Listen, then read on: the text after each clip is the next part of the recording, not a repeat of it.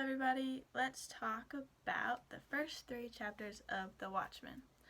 Okay, so in chapter 2, the riot scene, what do you think the reasons riots are? So I think that, in the book it says it's a police strike, and at first I was like, people striking against the police? But no, it's actually the police were striking against the vigilantes because they were scared that their jobs were threatened by the costumed vigilantes. And I think there's like something ironic about that whole situation because the police are rioting about the vigilantes, and then it's the vigilantes who are having to calm down the police that are rioting. And normally, it's the police's job to calm down the rioters. Anyways, so I think that like whole situation is similar to how in like Captain America Civil War, when like the public's perception became negative of the Avengers, and because there was like collateral damage in the past, I think after like New York or something, and there was like during that movie there was debate on whether or not they should be government regulated, and in The Watchmen, like they talk about the Keene Act, which does government regulate the vigilantes, and only two of them decided to work for the government, and then Rorschach, he decided to like still kind of do freelance work, but he's a fugitive now, and then the other ones of the Watchmen decided to just like quit. So, who watches a Watchmen? I think it stands for holding people in power accountable for their actions, and I think that whole idea is very relatable for especially like today in the Black Lives Matter movement, and then also like with our current president. Alright, so number 2, what makes John leave for Mars? So John leaves for Mars after it is speculated that he is basically giving the people that he slept with cancer, and upon his leaving, some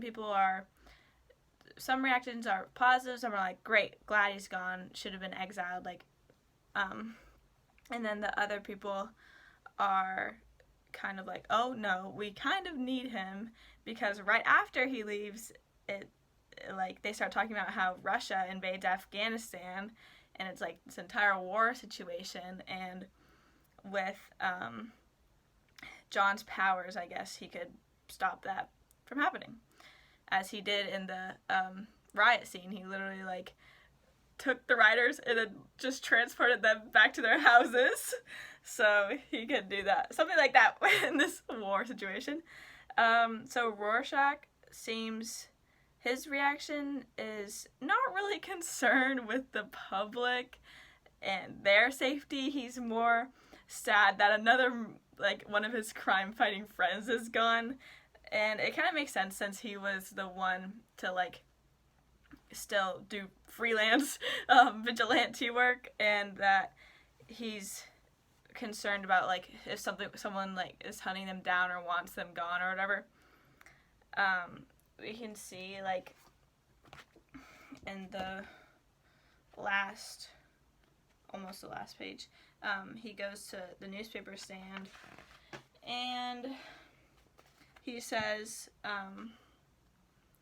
two of us gone all within a week. Who next? Vite, Jess Pizik, me, you. By the way, you need to try to lock, blah, blah, blah. And then it says, these days nobody's safe. So I think, like, he's not exactly concerned with the public. He's more concerned that, again, his friends are going away. I think John's leaving for Mars is, like, pretty relatable, because it's like when you do something embarrassing, like at school or something, and you're like, I want to transfer schools, and then you, like, just leave. Obviously, John's mistake was on a grander scale than that, but I think he's just like embarrassed, and he's just like, I guess it's just going to be easier for everybody if I'm gone, so he leaves. And yeah, I don't know why he went to Arizona first. That makes no sense. like, I tried to read it again, but if someone could explain why he went to Arizona, he was like, I'm gonna go to Arizona and then I'm gonna go to Mars. So he just, like, dropped off Arizona, visited, like, this desolate city, and then was like, alright, going to Mars now. So I didn't really get that part. But that's all I have. Thanks for watching.